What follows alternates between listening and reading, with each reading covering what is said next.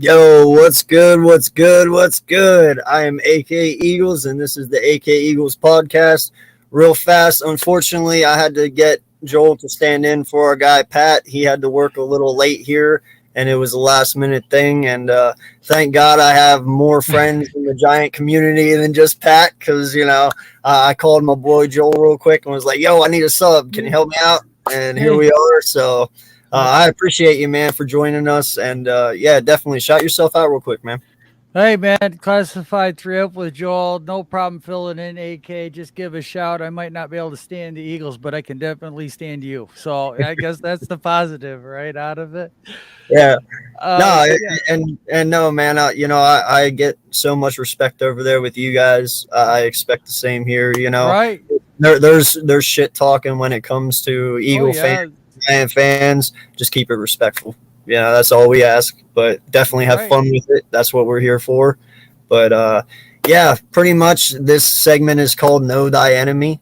You guys are our enemies, and we respect that, but we don't know much about each other's teams. We see what we see on the field, and that's what we know. But when it comes to Eagle fans, we don't dive into your roster. You don't dive into ours, So this is kind of just a little segue where we can get together, talk about our teams, talk about the draft coming up, and also, the chat as well. If you have any questions you would like to ask Joel about the Giants, or any Giants out there that would like to ask me questions about the Eagles, so you can kind of understand our point of views a little better, feel free to do so. So appreciate you here, man.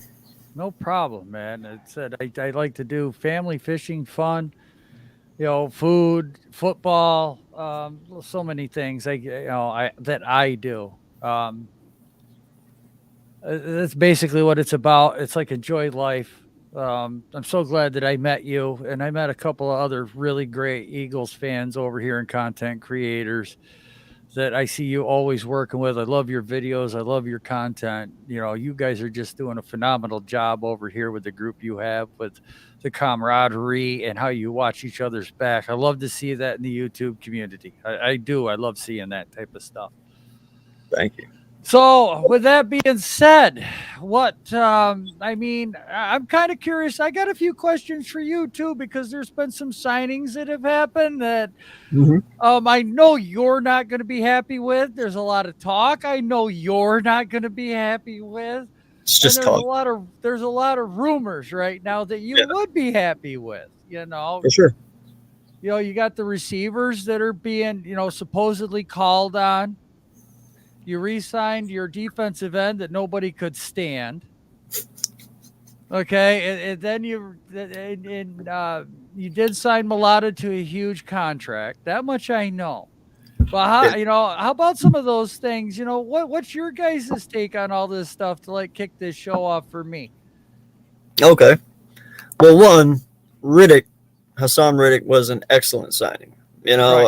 We got a deal on him because it was a hometown deal. So I love the guy even more for that, because he could have wanted more, but he didn't. He took what he could, and he was fine with it. We got Pascal.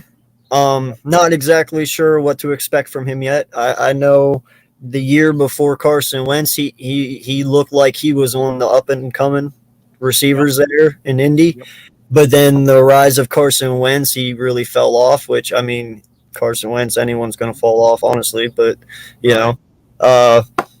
so I'm kind of interested to see what the kid's got. I know he is 6'2". He is he's a baller. He's fast. He can play the slot well. So hopefully, Rager is not that guy this year. Hopefully you have nothing to worry about, because that was just embarrassing. That was the one thing that I keep seeing a lot of the Eagles fans is please trade him. I'm seeing a lot of that coming out. J Jaw too. Yep. Some fans, and then of course you guys got the same thing we got. Quarterback controversy. Half the fans can't stand him. Half of the fans are like, "Well, try to root for the kid at least." So, but how about Barnett signing? I'm sure that put you through the roof. Oh man, thank God he did that while I was still Eagles Uncensored. Because it would have been a sad day in hell here if I wasn't able to really express myself. I get you. I get you on that. Okay. Listen, that signing was all because, and this is just my opinion, how he's trying to save his neck. Derek Barnett was a very, very sad display. I mean, he well underachieved for what he was supposed to be. I mean, when you go out in college and you break Reggie White's sack record, that's saying something, right? Now, granted, I don't hold Howie Roseman so much to Derek Barnett because the potential was there. I hold Derek Barnett responsible for Derek Barnett. You know what I'm saying? Right. Because Howie picked him due to potential, and the potential was all there. I blame him for the lack of effort and dedication to get better. Right. You know what I mean? Because he really didn't. So get a lot of penalties on him, and that's what you guys' big complaint is. So that's where that leads to. Okay. Yeah. Now J Jaw and Reger, I completely put on Howie. Howie Roseman put an unwanted target on both of their backs. Okay. When you take two people that high who were not supposed to go that high, right? You put a lot of pressure on somebody. And mentally, Reger was not able to hold up. J-Jaw just never. I don't know. I'm not touching that one. If you're going to sit here and tell me that we drafted him in the second round to just block, I'm going to be pissed. Mm-hmm. So I get it. Yeah, there's a lot wrong there. But there's certain people I put on Howie, and there's certain ones I don't. If we're being completely honest. Okay. All right. Trying to think of what. Kaiser White, the linebacker from the Chargers. Yeah. I think that was a very sneaky pickup. Very under the radar move by Howie. I really, really like it. And I pray to God he does not fail us like Wilson did last year. This kid had 144 tackles last season. Right. I believe he's only going into his third year. So we might be able to get something there. Just got to develop it. So I'm really psyched about that one. But kind of like us with Roche last year, how we snagged him off the Steelers practice squad. They were trying to put him, and we grabbed him and turned into a really good player for us. Man, I really thought Martinez was going to be something special for y'all. Well, he do his knee. Spectrum does it again. Okay, sorry about you're that. You're good now. No, you're good. He's coming off that ACL tear, but he's coming back. He's working out. He's with the team right now. He's not being restricted at all. He's squats and he's right there with everybody else in the locker room right now, pounding out the weights. So I'm excited for Wink Martindale this year. I'm not going to lie. All depends on which way we go in the draft, guys. We're not going to be anybody's whooping boy much longer. Well, in all honesty, it's like I tell you all the time. I want you guys to get good. So when we beat you, there's no excuses. Right. And not just that, but listen, man, I hold the NFC East to very high regards. We are the best division in football in all of history. We have the most Super Bowls. We have the most championships. We have the most playoff appearances, everything, man. Like, we hold it all. We're the only division to beat Tom Brady. And frankly, I truly hate whenever they call us the NFC least because you know what? We've held on and held the NFL up so long. Hey, it's time somebody else carry it for a little bit. Let us rebuild. The whole NFC East in general have been beasts. Right. So I'm just ready for us to be back to that powerhouse. You know what I'm saying? I brought up the idea, we got them 2 high draft picks, and there's a bunch of ways we could go. And I'd like to do wild things with the draft. You see me on my mockumentaries and everything. And the way that this kid out of Georgia is just climbing up the draft boards right now at a record pace. Trayvon Walker. Look, man, if he goes number 1 to the Jags, and then number 2, let's say there's rumors out there the Lions are interested in Malik Willis. So if Wills goes 2, what happens if Carolina or the Falcons trade up to number 3 and grab another quarterback? They're all meeting in Carolina right now. There's 3 of them. And then at 4, let's say the Jets take Thibodeau. How would you feel instead of us going? Look, I know the importance of the offensive line. I know how important that is right now to this team. Mm-hmm. But now we got a different regime, okay? We're not going to ignore it, but our staff is known for finding talent in the 3rd, 4th, 5th rounds. And they already brought in a guy that could be there in the 2nd round as a tackle if they don't take it. So he's getting one of the top 30 visits with our team. But if we got something like Hutchinson and then the big guy from Georgia, that interior lineman, I mean, if I'm you guys, I'd be kind of worried about that defense a little bit. I mean, you got a good offensive line, but we're talking about 2 premier rookies that are coming out that could be game changers. There ain't nothing Mailata and Johnson can't handle. Okay. Bring it. Timestamp this. Timestamp this. Do it. Holding it. Hold it. I'm going to hold it because, like I said, what person are you going to make move that big Aussie? Come on now, dog. Hey. You better be bringing a wrecking ball to move that kid. Hey. He's only getting better as the years get longer. Come on.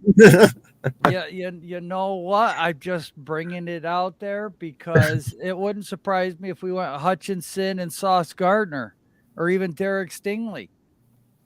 That's going to look, be concerned about Wink Martindale now. Look what he did with the Ravens for 3 years in that division. Mm-hmm. Dallas, the football team, and he doesn't really do a lot of blitzes. He does a scheme 4-man rush. He will bring the corner out and only rush 3 up the middle. He does a lot of coverage and a lot of confusion. And I'm a believer right now. This guy's going to change the defenses, and I think that Shane and company is going to put a little twist on this NFL. I think they got their own idea of what they want to do. I think you're going to, instead of seeing it, it's all about offense. Look, you got to have a defense to go up against the AFC. I mean, the NFC, we've all got a really good chance of getting into a playoff game this year. I mean, there's nothing here anymore. It's all in the AFC. Mm-hmm. But to win that title, you're going to have to play one of those top 13 teams. And 5 of them aren't even going to make the freaking playoffs. That's what it's boiling down to. We can all over here in the NFC make the freaking Super Bowl, but when you're looking at that AFC, so yeah. Well, I can't say everyone. I mean, I'm leaving Dallas and Washington out right now because yeah, I know they took a big stinker in the offseason here. Listen, all right, I hate that. Man, Washington is just going to be so messed up for the next 5 years. Right? Listen, okay, look, I mean, you might as well. Yeah, I feel sorry. I mean, I absolutely feel sorry. Carson Wentz, Jesus. For Ron Rivera, man. I do. My heart goes out to that friggin' guy. He was a winner. He was a champion. He even took a team to a Super Bowl in Carolina. Okay, and now he's stuck. Oh, my God, man. Why did you take that job?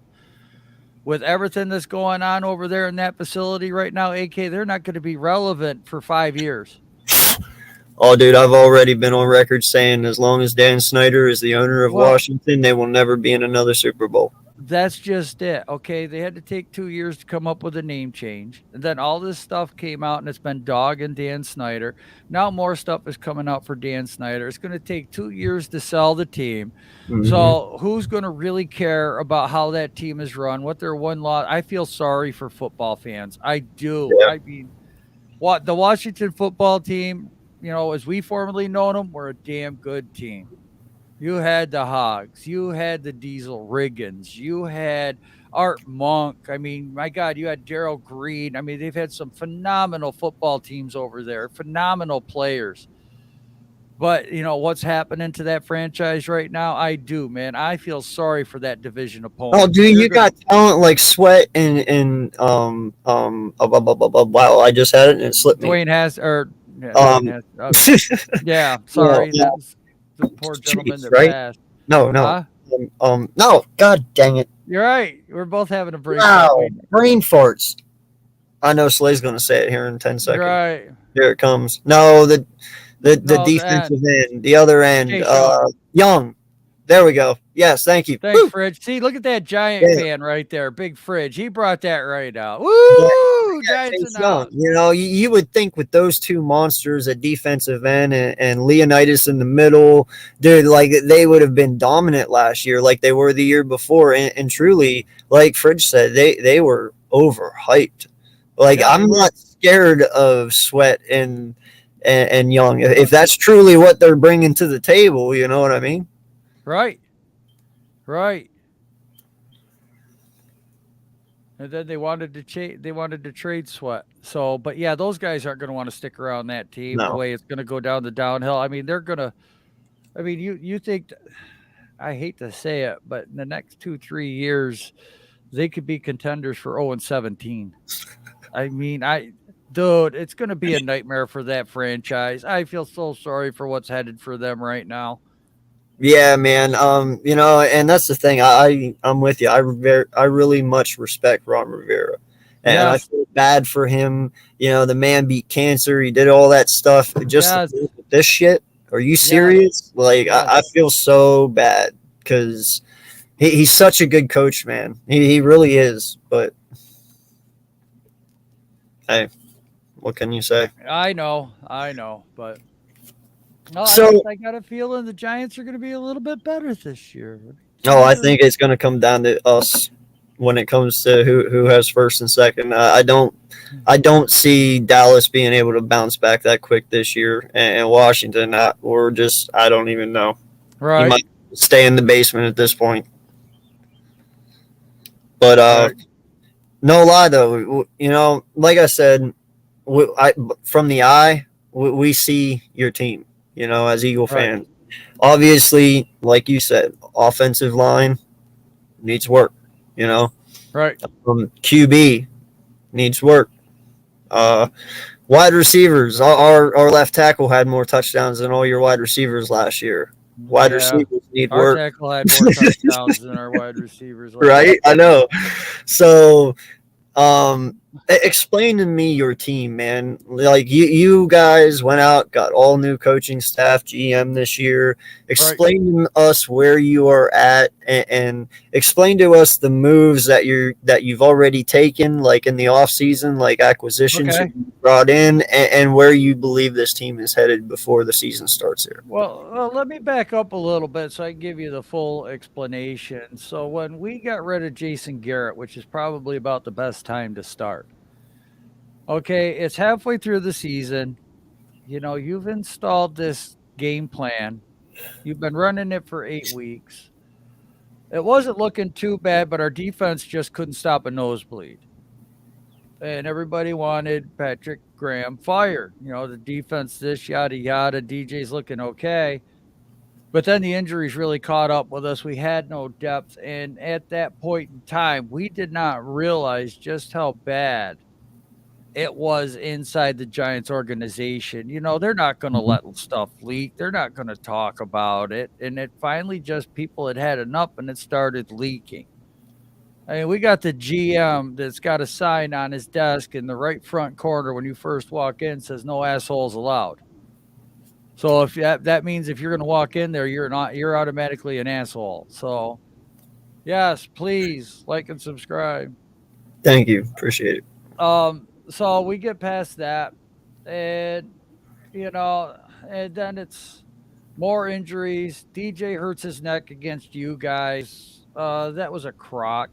I think that the top just said that's enough. We're not putting him out there getting him killed anymore. Yeah. So in comes Glennon and Fromm.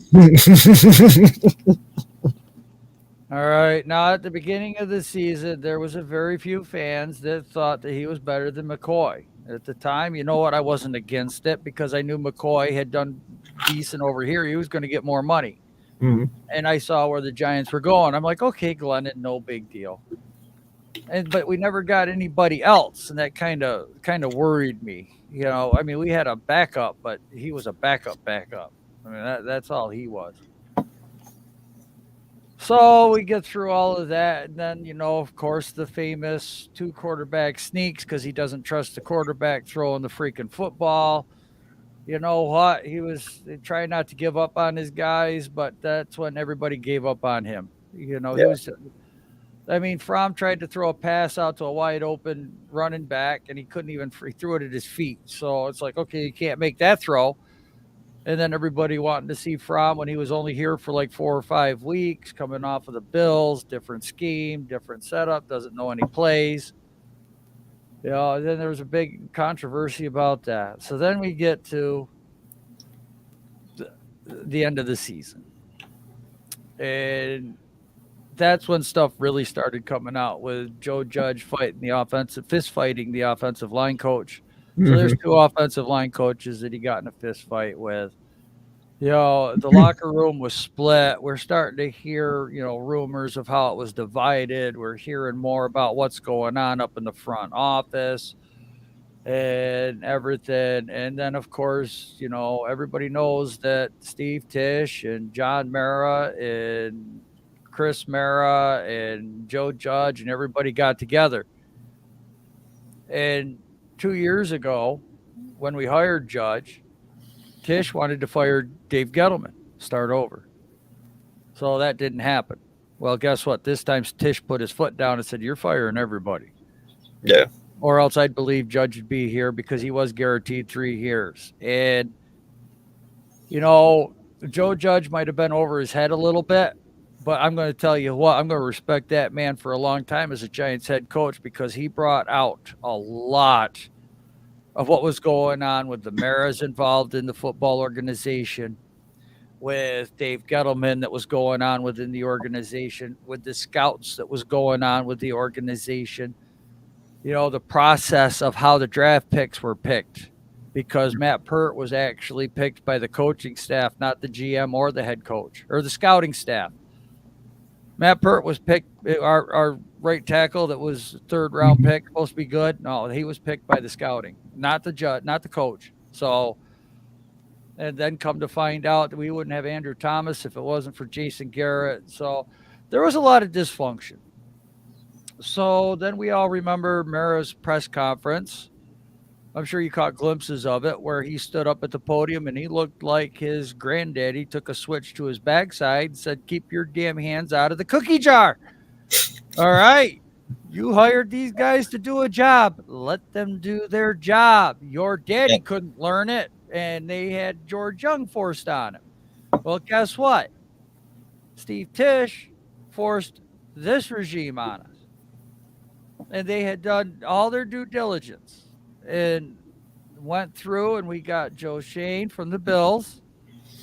He's got a pretty good draft record. He was well respected in the Bills organization. Okay. Mm-hmm. Didn't come out fancy, but come out talking sense.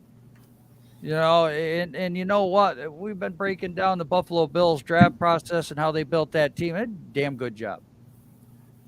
They did a really damn good job, and you got some traits to go off of what they're going to do this draft. And then we get Brian Daboll, the offensive coordinator for Josh Allen. And I did a little research on him. He was in New England for a little while.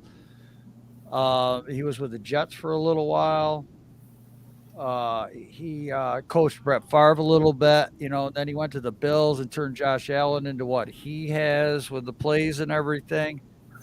So I like his positivity. I like how he looks at players. I like how he coaches his team, because they had a 3-game stretch where they weren't winning games, but he got them back winning.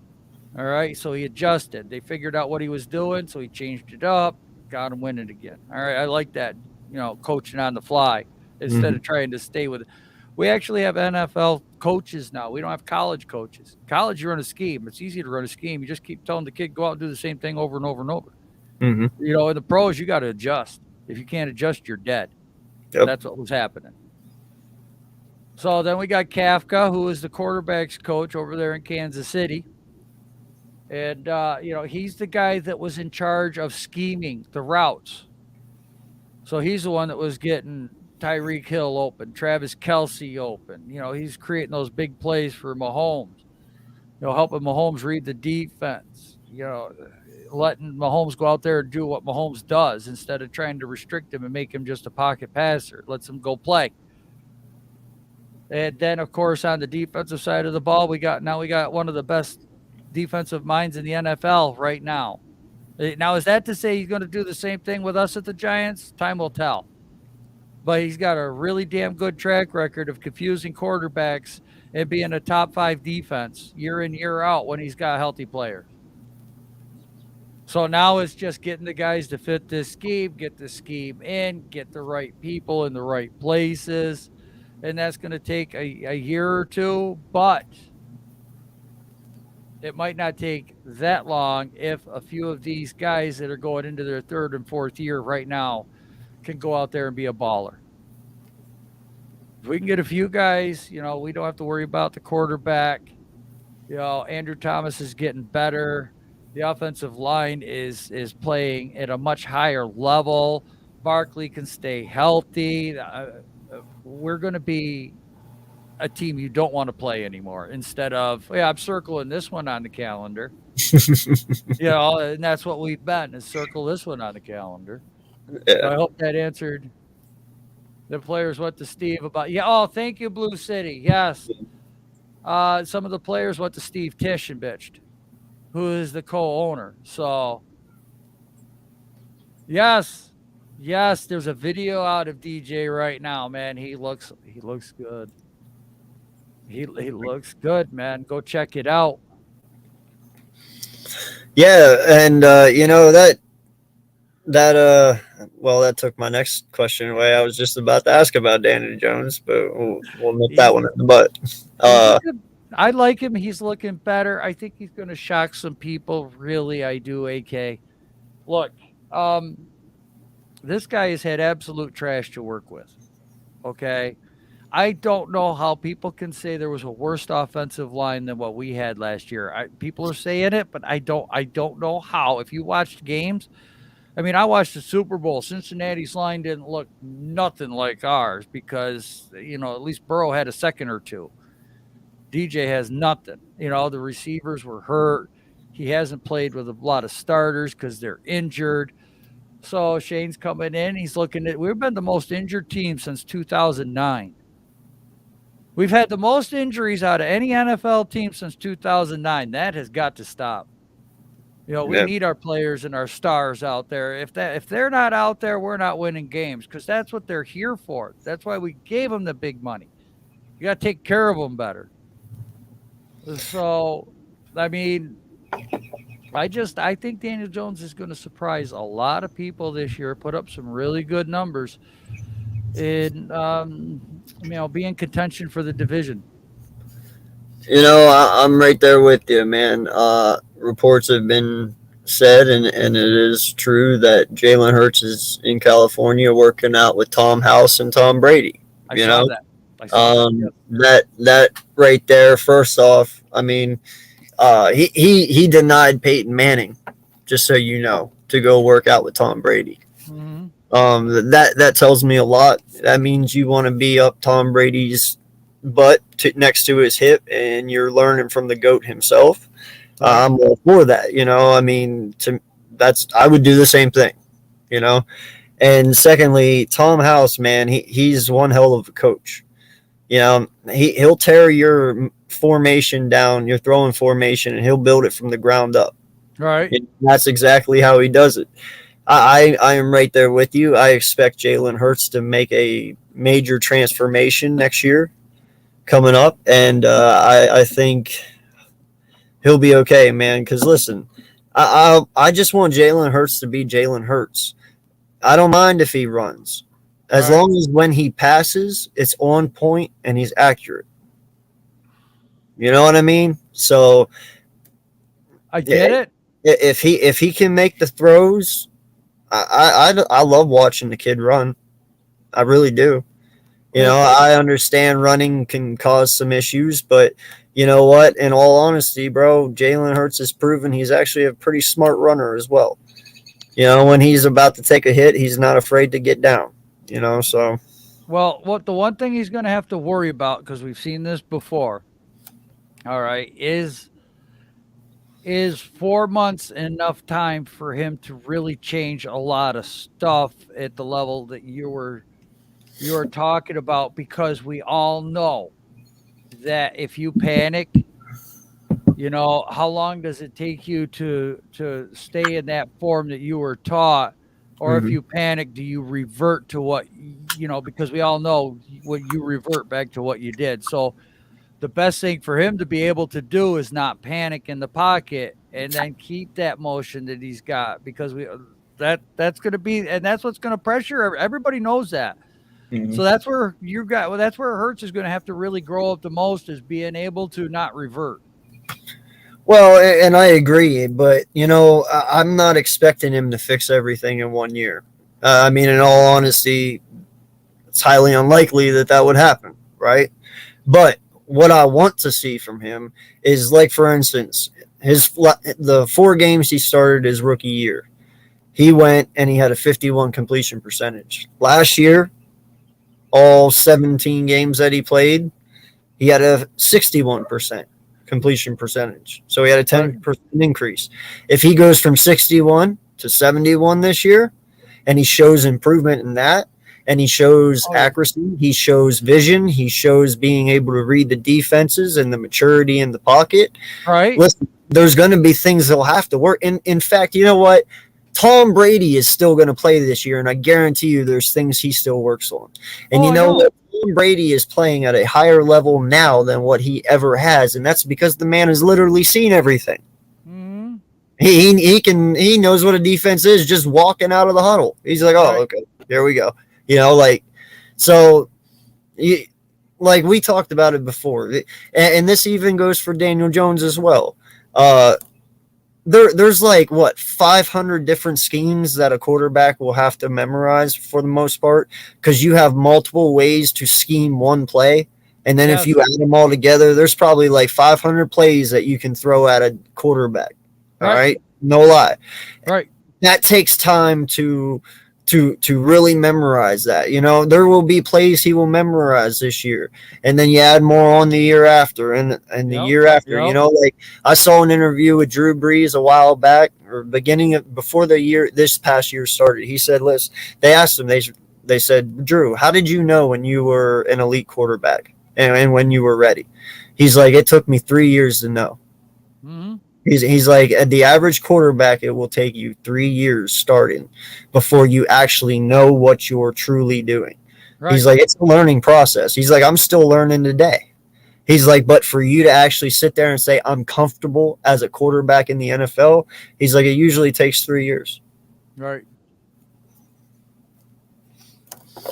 But, so, you know, we've heard some Saquon Barkley rumors, you know, about him possibly being shopped or not, you know. Right. Uh, are you guys still? And you know, I've actually been a part of your lives, and I've heard you Right. guys talk about it. You guys are torn on that. Some people tell you they want to keep them, some want to get rid of them. You know, what's going on in that situation? Are you guys still doing that, or is he good to go? What? I never wanted to trade him. But if somebody's going to offer us a really good draft pick, I would think about it. I mean, because he's going to be doing a big contract. This is his 5th year. So, I mean, if somebody offers me a high second or a first, I mean, I'm thinking about it. I'm not going to lie to you. Mm-hmm. I mean, the poor guy's hurt. I mean, I'd love to see what he could do. I hope he goes out and gets a breakout year this year. I really do, man. I'm hoping he gets 1,500 yards, 17 games this season. Oh, that'd be good. You guys in a bad spot, though. Yeah, it would. You sure you want that? But we got the money next year if we really want him, and then get more pieces. So it's not like we're going to be strapped. So, and then, Shane, he's going to be working the cap and all of that, doing it the way he wants to do it. And I like all the decisions he's been going forward with so far, bringing in competition. Yeah, and then if you look at the, we've been looking at Cook there out of Georgia. We've been looking at a few running backs. So the kid from Michigan State there. So I mean, they're doing their due diligence. They're looking at everybody, and man, I said this when Shane was hired. Ain't nobody safe. Yeah, because I thought for sure by now Jones and Barkley would be traded. I really did. I thought by now, the minute those guys got in office, I'm like, yeah, everyone's gone. But then normally that is what happens, though. It is. In all honesty, that's normally what happens. So it is, but Joe Shane's got everybody coming to work now with a smile on their face. They're happy to be in the office instead of listening to Gettleman. Yeah. So, in all honesty, man, I've said this. Even though we're enemies on the field, man, our teams are pretty parallel with one another. Right. They really are. I'd say we were just 1 year ahead of you guys from just, doing our retool / rebuild process. Right. Now we started it last year. And dude, in all honesty, that draft we had last year was pretty good. Right. I ain't gonna bitch about it. Right. We had a stellar draft last year for the most part. If we can repeat that this year and keep on that right path, hey, we're going to be dangerous as well. But you got to do that, and you see your coach and how he's bringing the excitement to your team. You look at what Nick Sirianni and the energy he brought to our team. Now he did get some shit here and there for some things he said. And in all honesty, I laughed my ass off. Like I found it more funny to just laugh about it than to criticize. Man, but I won't lie, he has a unique personality. He does. But you know what? The man showed me that he's just a genuine human being. He really cares. He's the first coach I've ever seen that literally wears the shirts people send him. And they could be the ugliest shirts in the world. He'll still wear it. So he just loves the environment of football, and I think sometimes we give him a hard time for that. But all in all, man, I think the energy he brings to this team and the will and the effort that these players want to play and give him, it's going to be a win-win. And same for you guys. And like I said, we need to get back to that echelon step of football, because you know what, this is not acceptable anymore. I'm tired of sucking. You're tired of sucking. Oh hell yeah. Let's just we got to start knocking some people's heads in. Right. Truly, it's time we become dangerous again. It's been I too just long. want a direction, because I still don't know what my team is. I mean, if you look at the Giants, are we an offensive or are we a defensive team? We're neither. We don't have a face. We don't have a stud star player. Some fans think we do, but we don't have a guy that's there week in, week out making plays. Offensively or defensively, we got a bunch of guys that are just out there doing the best that they can in the circumstances they were stuck in. Because, I mean, you look at last year, and Garrett and Judge and that whole fiasco has screwed a lot of Giants players that are no longer on the team. Mm-hmm. We have 19 free agents that were on this team last year that are not even being looked at. We have 19 players, and some of them were starters. That's crazy, man. They're not even exactly. That's how pathetic it got. We got that type of players on our team. You did release Nate Soldier, right? Oh hell yes. Mr. 6%, was it? Hell yes. No, that was Aaron Hernandez who went to the Cardinals. Or Oh, okay. he's No, or listen, and in all honesty, to all you Eagle fans out there, I gotta say, listen, we have bitched about our offensive line, but we've never had an offensive lineman who could only block a 6% blocking rate. Like that's pathetic. Dude, man, for like 5 weeks they were only rating a 30.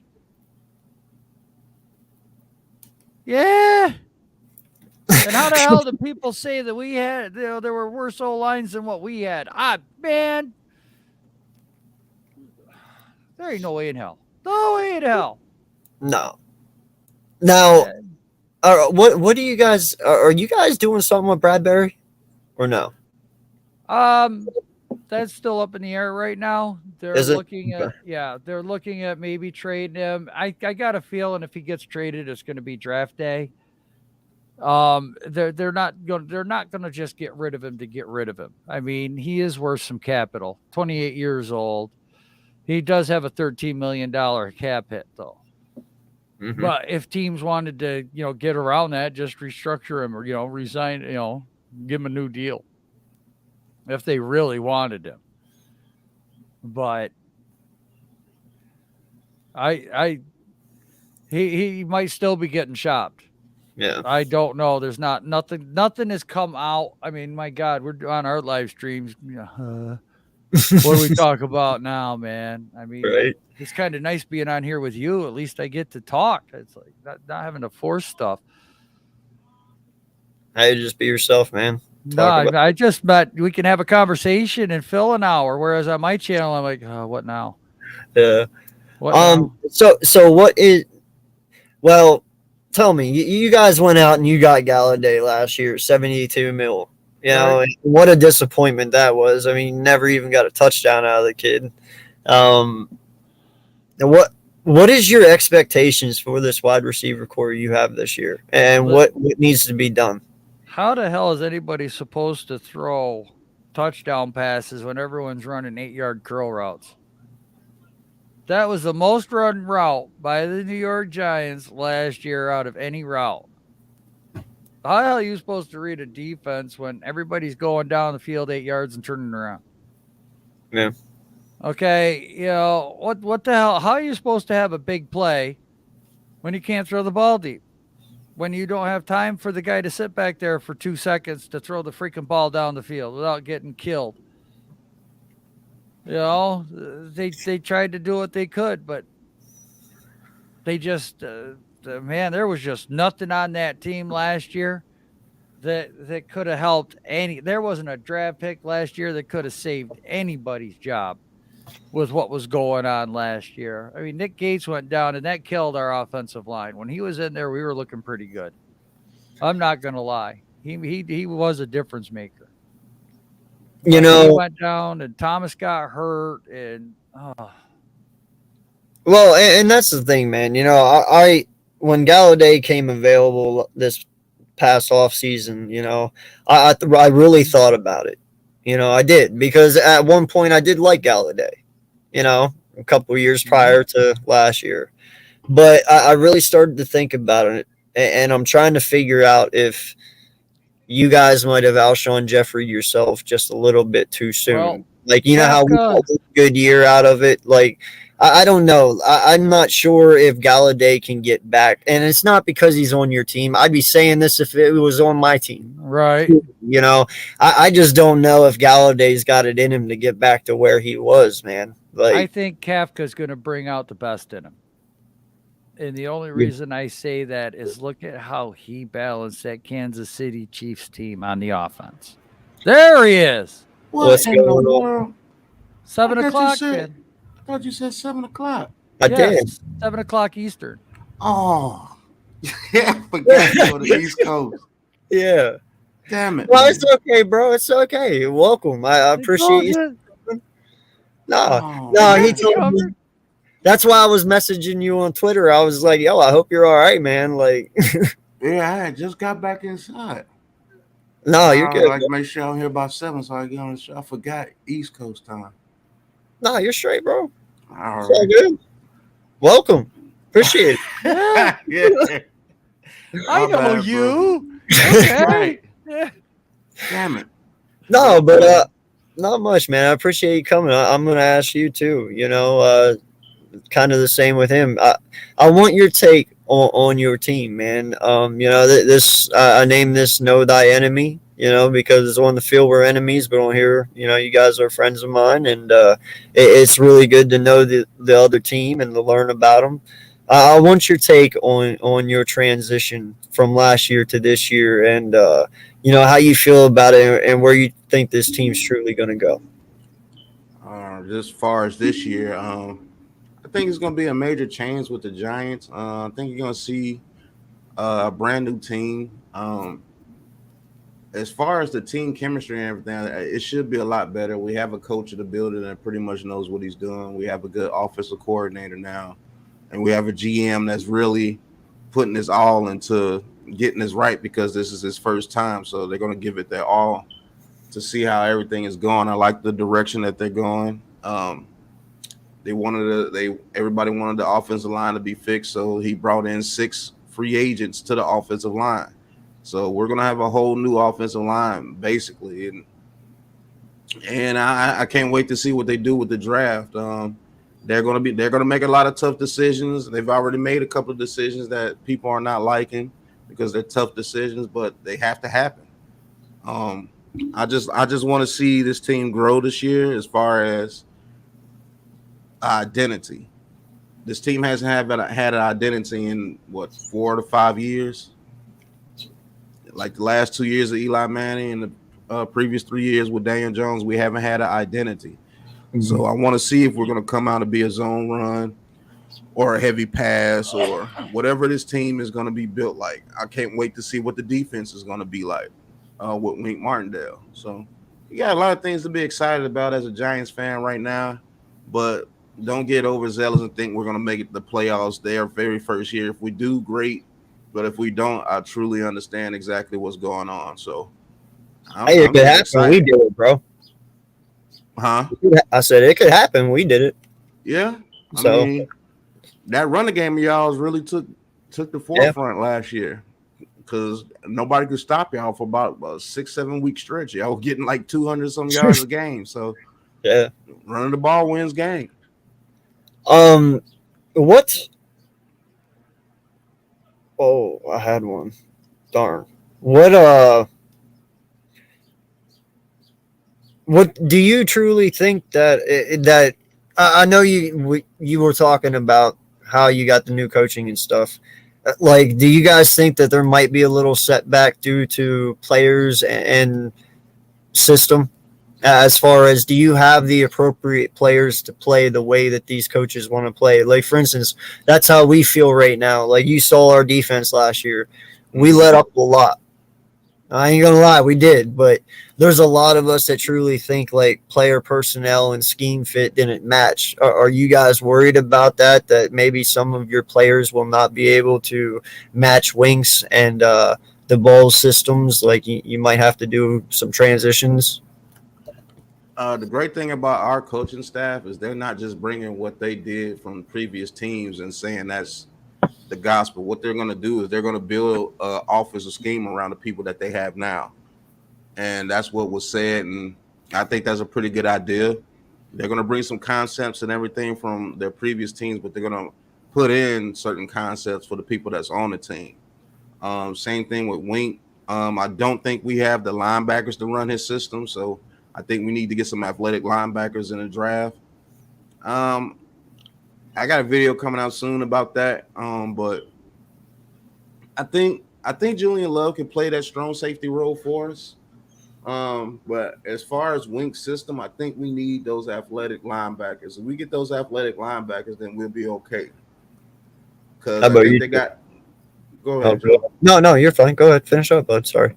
No, I'm just saying. I think they got a good set of free agents with both guys from the Ravens, the big nose tackle and Jahad Ward.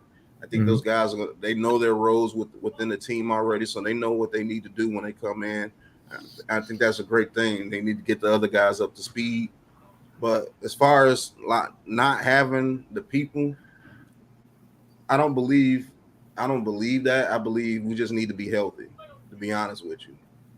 If we have health, we got a pretty good team. So who knows what the future holds, but they do have to get a couple of pieces to go with Wink's system in this draft, preferably the middle linebacker position. Yes. Okay. Yeah, go for it, bud. Oh, me? Yeah. Oh, I was just going to complain because my name's in green. It should be in blue. Can't have your cake and eat it too, bro. Damn it, man. Damn it. No, but same question for you, man. How you feel about the players and scheme fit? I'm worried about it. Pat knows that I've been worried about it because I was the one that was bringing up, don't be surprised if we need some corners or safeties or secondary, because I don't know if these guys can do the job that Wink is going to ask them. Right now, I'm 50% worried. I'm not going to lie. I would like to see late round safety or corner or even undrafted if they think the kid's got some talent and develop him. If we're going to run with who we have this year and then maybe look at the draft next year, just to see what we have. A lot of that's going to be this year. What do we have? What do we need? We're installing a new system, new coaches, new scheme, new training staff, new, everything from the ground up. I mean, Mara's at least keeping his nose out of it, so we're happy about that. And he's letting people make decisions. So, the decision's going to be on Barkley this year. The decision's going to be on Daniel Jones this year.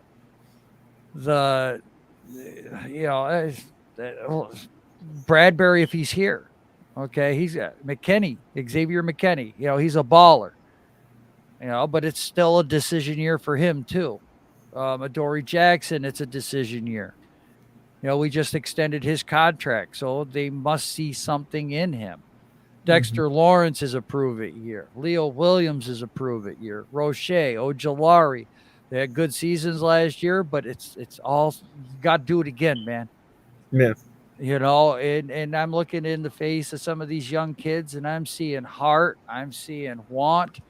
Even with everything that was as bad as it was, that defense still went out there and played. Danny Shelton didn't do very much, but A for effort, F for getting pushed back 20 yards. Right. So yeah, he was,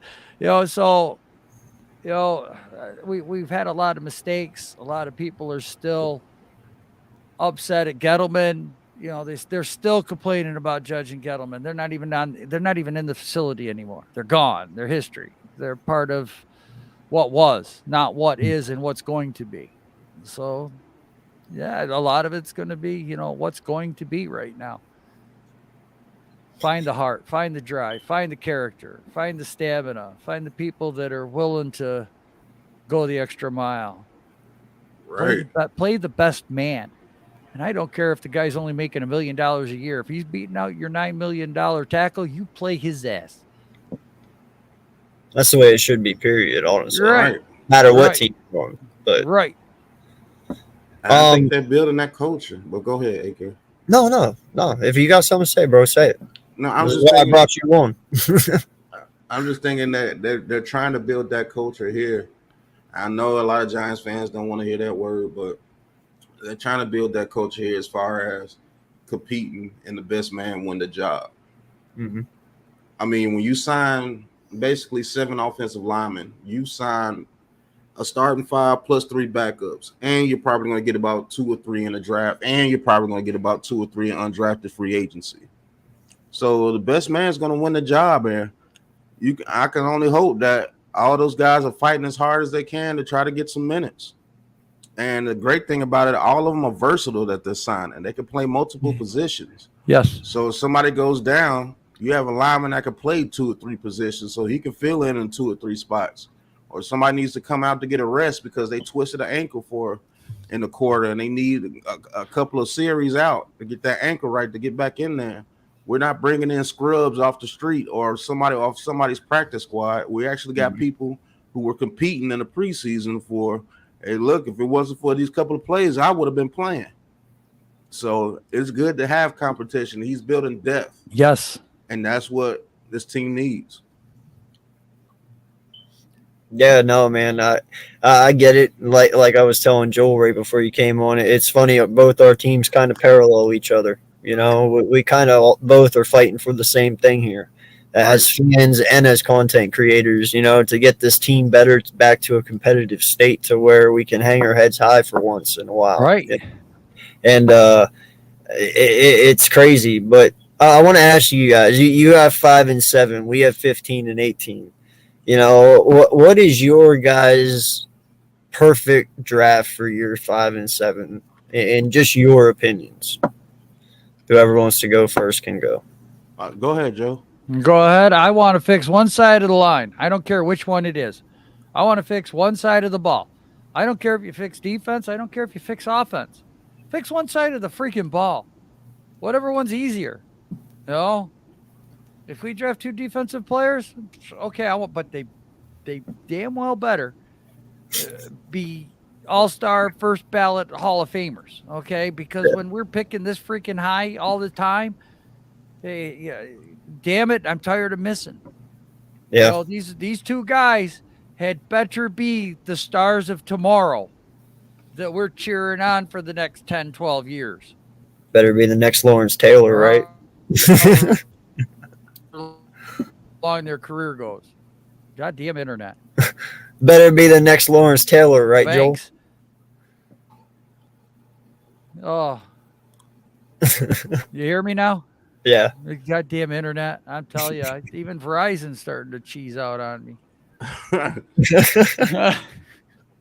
But no, at least Carl Banks, okay? You know, and then with our 3rd, 4th, and 5th round picks, I want serviceable. I want just above average or above average. You know, that's what we need. That's what we haven't had in so long. We haven't had that 3rd, 4th, 5th round picks that are coming in. And, you know, Matt Pert was a 3rd round pick. Lemieux was a 5th round pick. God, we could go down the line of all the failed 3rd, 4th, and 5th rounders. Wow. Sure can. Yeah. I mean, so that's what we have to do this whole draft, AK. It's really not the first 2 that are so important. Mm-hmm. You know, I want positional value, but damn it, I want somebody we're going to draft that at least has a chance of seeing the field with a 3rd rounder, okay? Yeah. You know, that's going to go out there and contribute and, you know, in a year or 2 become that starter that's going to be the longevity of this team, and re-sign him. I want to re-sign some guys. Mm-hmm. No, I feel you, man. We're both in that position. We are both at the position where, listen, our drafts cannot fail.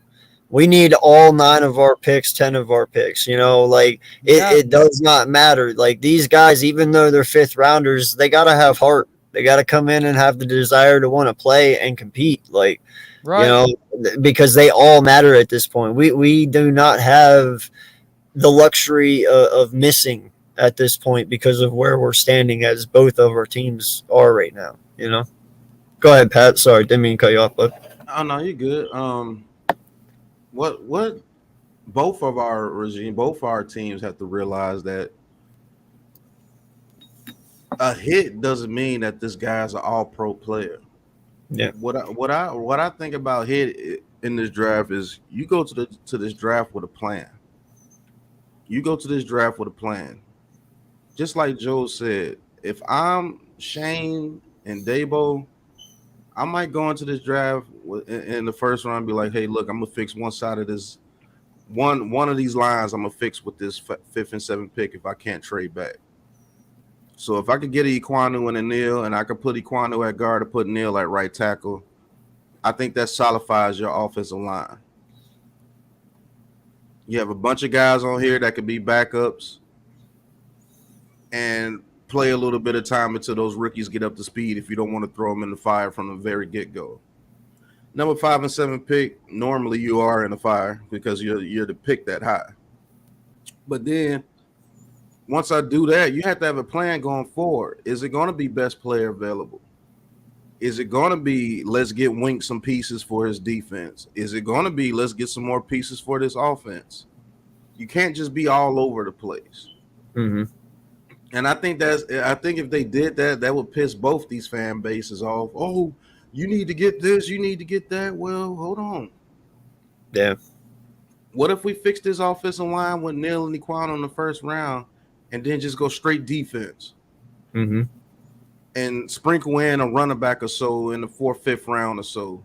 But let's get Wink his athletic people. What if we could get a Christian Harris in the 2nd round or a Chad Muma and then turn right back around and grab another middle linebacker in the 3rd round? Mm-hmm. And then turn around and get a Ruckert or somebody in the 3rd and with our 2nd, 3rd round pick. Then maybe a running back in the 4th and then defense. Let's get us run stuff in defensive tackle. Let's get another edge rusher with some speed. Mm-hmm. Let's get a box safety to help out Xavier McKinney so he can just play the roam safety role. What if they are able to trade Bradbury for another 3rd round pick and we got 3 3rd round picks this year? Maybe the bucker down since someone said in the chat that Stephon Gilmore is going to the Rams. They need cornerback help. They have multiple 3rd round picks. I would give up a 3rd rounder for a former All-Pro just a year before.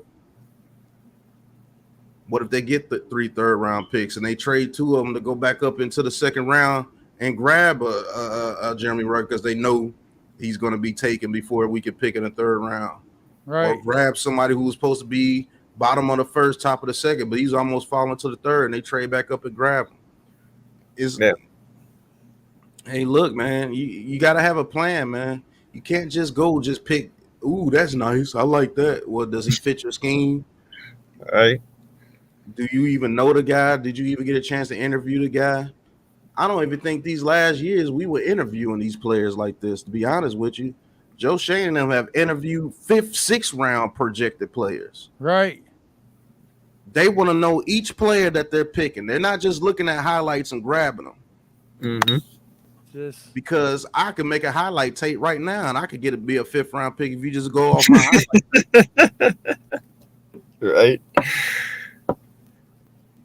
No, I got to ask you guys, is there any chance, I mean, do you feel there's any chance at all you guys even remotely move up? Like, say you use 7 to jump to 3 and maybe grab like a Kyle Hamilton or something. Because in all honesty, it wouldn't cost much for you guys to move up. You're already at 5 and 7. It's not that much further to jump. It's not like you're going from 19 to 5. So here's the thing: that we're bumping our head up against the cap right now. Mm-hmm. So if we trade up, that less picks, but that he's going to be, that much more, cost wise. So we have to judge: is that player good enough to jump up for? What are we going to have to do with the cap situation here? And then what are we giving up later on? What's later in our draft board that might be a need in the 3rd or 4th round? Because we're probably going to have to give up that. Mm-hmm. And I don't want to give up the future. So there's nobody in this draft right now that I would want the Giants to move up with, because we're almost like the prime spot at 5. Mm-hmm. We can get an offer for a trade if the quarterbacks don't go 1 through 4. All right, we're going to get offered a really good trade out of there. And then with the 7th round pick, look, I mean, there's still quality players there in the top 10. Whether that's a corner, a safety, an edge, a lineman, cross at 9, I really wouldn't be mad at that. Yeah. Or even if they took Linderbaum at 9, I would not be mad at that. But if they went even Davis from Georgia, the defensive tackle, I wouldn't be mad at that. But what if it only cost you your 7th pick and a 3rd next year?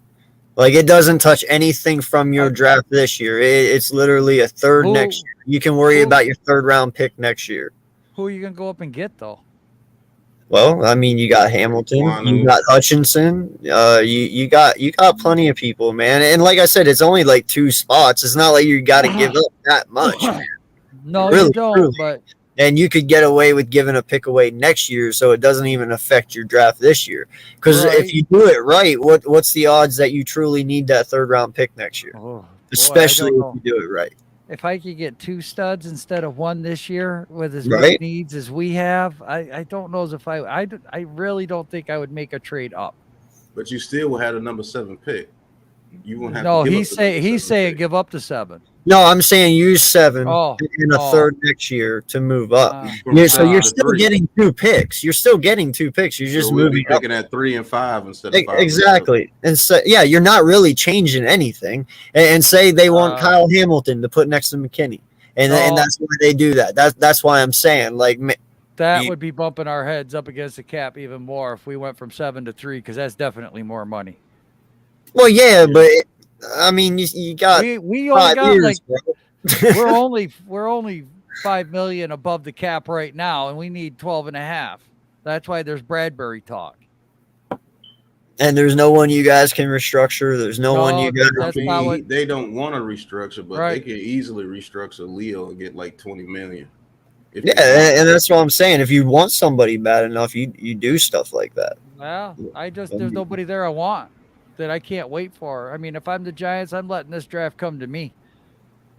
Yeah. That's why I brought up the question. Right. I just didn't know if because it really isn't that much, man. So if they did it's not surprising though. I mean, but it's just something. How about you, Pat? How you feel? I'm particularly not wanting to trade up. If they do trade back, I mean, if they do trade, I would want them to trade back. To get some more pieces for next year. Because I don't particularly think you have to trade up to get anybody in this draft. I definitely wouldn't trade up to get Kyle Hamilton. I may think about it if it's Hutchinson or someone like that, or if it's Ekwonu, if they feel Ekwonu is going to be that good and he's not going to make it to 5. But and in order to do that, it would be the Jets that would be picking Ekwonu. So, I mean, hey, look. I'm sticking where I'm at, and I'm taking best player available, to be honest with you. For sure. If it happens to be Evan Neal right there, take him. If it happens to be Thibodeau right there, take him. If he's the best player on your board. If it's Cross that's the best player on your board, take him. If it's Hamilton the best player on your board, take him at 5 or 7. As long as you know that you've done your due diligence and you know this player can bring what this player can bring to the team, it's not just you just picking somebody because the media hyped him up to be the next best thing. He's the next big hype. As long as you know that you're picking this player because he brings value to your team, I can't be mad at that. If Kyle Hamilton turns out to be a monster of a safety, we got the best safety backfield in the league. How can you be mad at that? Right. If Jordan Davis turns out to be a monster of a run stuffer, you're not getting him. You shush. He's ours. Back off. Well, hey. I don't think he makes it all the way to 15 or 18. Who said we're staying at 15 or 18? No, who are you gonna trade up with? I'm not Howie Roseman. Why are you asking me that? I'm just saying he's done it before. I would not. We would trade up to number 3. Listen, I've had a really suspicious feeling. Okay. Listen, I have heard that people before we restructured Fletcher Cox were calling and they wanted to give a second for him. But the only reason nothing happened was because of his $40 million cap hit that he had. Okay. So we released him, took the dead cap hit, and then we brought him back for $14 million 1 year. It's a lot easier to trade away $14 million than it is $40 million. So maybe you got a team like the Denver Broncos who are very desperate that need an interior lineman to go ahead and solidify their defense for their Super Bowl run with Russell Wilson. So maybe you trade Fletcher Cox in your pick 18 to get their pick in the top 10, and you go out and you get a Sauce Gardner. I thought they gave that to the Seahawks. Or, well, never mind. I'm just using an example. But I'm just saying, like, a team of value that needs an interior lineman. You know what I mean? Like, anyone that is in that range. They can move people. That's what I'm saying. We have people that – I don't know what Howie thinks. I don't know. I think the only way you guys get in the top 10 if you give up both your first round picks this year. That's the only way you're getting in the top 10. Well, not really. We still have 2 next year too, so they can use one from next year. Well, 1 year, yeah, okay. If you want to do that, yeah, then yeah. But you're still giving up 2 first round picks to get in the top 10. All depends on how far you go up. But I do have a feeling he might go up. Like if he's feared that Jordan Davis is going to get picked, say Jordan Davis falls to 12, and you got some people there. The Jets at 10? Maybe the Jets at 10? Yeah. I don't know, man. But like I said, I have a very strong feeling they're going to use Fletcher Cox as trade bait in the draft. I would not be surprised, man. Especially because Milton Williams played pretty decent last year. And if you go out and you're guaranteed and you want Jordan Davis, you're not keeping Fletcher Cox because that gives you Cox, Hargraves, Milton Williams, Jordan Davis. That's too many DTs. You got to get rid of one. Well, you're going to get rid of your aging DT to get the young, hot, new stud DT, right? That's how I figured it's going to go down. You're going to have to jump Washington, I have a feeling. No, I'm more worried about Baltimore. The only saving grace about Baltimore is they got rid of their linebacker, which means they might go after Dean or Lloyd. Well, and if they do that, then that drops Davis right into our lap. You put Davis with Sweat and Young, and oh boy. They already got the Alabama boys. In the middle of that line. Yeah. And they got Leonidas too. So remember, that don't matter. Remember Ron Rivera. Remember who we need corner help and stuff though, bro. And dude, I'm telling you, Ron Rivera. What does he do? Yeah, no, I feel you. It wouldn't make sense to me, but I could see Ron Rivera doing that. Right. But it wouldn't make sense. Yeah, because you got 4 number 1 picks across that defensive line right now. Right. Especially if you're going to trade away, especially if the rumors are true and McLaren wants out, dude. And if they have to trade McLaren away, they have to go wide receiver because who's Carson got to throw to? No one. They want to trade Montez Sweat. So that's what I'm saying. Like there's so many things, man. Washington's screwed. Like no lie, on their mock draft, it should say every player. Like they do with the Texans because Washington needs every position. Right. I didn't know Terry McLaurin wanted out. Well, McLaren does not want to play with Carson Wentz. He came out flat out and said it. He's like, I will not stay in Washington and play for Carson Wentz. He's already said it. He won't do it. Wow. Yep. Damn, I didn't hear that. Mm-hmm. Wow. Yep. He's already flat out said it. He's like, I want out. I do not want to play with Carson. Which doesn't surprise me. Who would want to? It don't surprise me either. He had a perfect situation with the Colts and he blew it. Him and DJ might make a really good combination. You shut your mouth. No, I'm not going to. You shut your mouth. That would be nice. I know. Yeah, that'd be very nice. Well, and also Debo. There's questions like he's trying to force his contract. I don't know if you guys heard, but he was on Twitter. I think it's all these receivers getting all this money. Yep, and then you got that Claypool. Money right now. Yeah, you got Claypool too. Right. He's kind of looking at. You got Laviska Shenault. You know, they're looking at moving him. Dude, there's a lot out there yet that you can still trade for. All because the Jaguars gave freaking Christian Kirk $2 million a year, right? And they started this fire trend.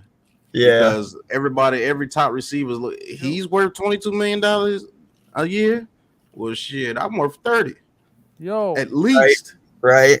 Washington, you guys can have Galladay. We'll take McLaurin and give you a 3rd rounder. Sounds good. Don't do that. They might actually take that. I know. That's why I said I would definitely give up a 3rd rounder and Galladay this year. Yeah, they might actually do that. Don't do that. You got a guy that can play with Wentz, and we get through. Oh, DJ, light him up, baby. We'll give you Rager in a 7th. No. No, but you have to pay me to take Rager. Oh, dude, no shit. We'd have to give draft picks away for people to take Rager. Right. But away from our teams, though, listen, we've had some off-season craziness. Like the Raiders, the Chargers, Broncos, Rams, dude. These guys are not playing around. Okay, they really aren't. Tell me, how do you feel about these guys, and who are you guys truly worried about? Like there's some really good teams here, man. I'm not playing. Like, you know what I'm talking about. Yeah, I'm gonna be perfectly honest. I'm not worried about any other teams because my team's not ready to do anything right now. So I can't be like, man, I'm really worried about the chart. Well, we ain't gonna be in the dance anyway.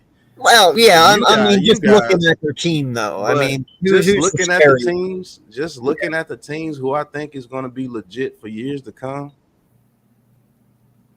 I'm going to say the Raiders. Right? Whoever thought we'd be saying that, man? Because if Derek Carr plays well and that defense plays the way they're supposed to play, now that they got Chandler Jones over there as well, they only need a middle linebacker on that defense. Yeah. As long as Abrams stay healthy, the cornerbacks are playing well. They got Josh Jacobs at running back. You got Hunter Renfrow to work the middle of the field. You got Waller, probably arguably the best tight end in the game right now. You got Devontae Adams, arguably the best receiver in the game right now. You get yourself a couple of offensive linemen, and Derek Carr goes to work. Hey, look, the only thing that might hold him back is Josh McDaniels. It's the only thing that might hold him back to see if he's a good head coach or not. But I think the Raiders are going to do good, man. It's about time for the Raiders to do good anyway, man. So it's Super Bowl or bust, in my opinion, for them, bro. Like they stacked that bust. Super Bowl. Now I'm not. Oh, dude, first year.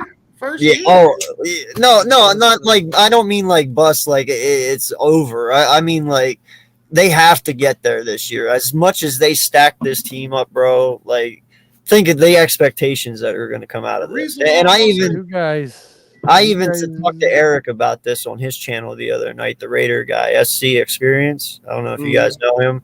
Dude, even he kind of agreed. He's like, oh, yeah, dude. He's like, this team has to win because how far they made it last year and how competitive they were with the limited talent they had. You know, they were limited in certain areas. You know, they have Crosby, they have Renfro last year, but they have also had up and downs with AB and Ruggs and their coaching staff. So, you know, everything like that, like this team is ready to win now for the Raiders.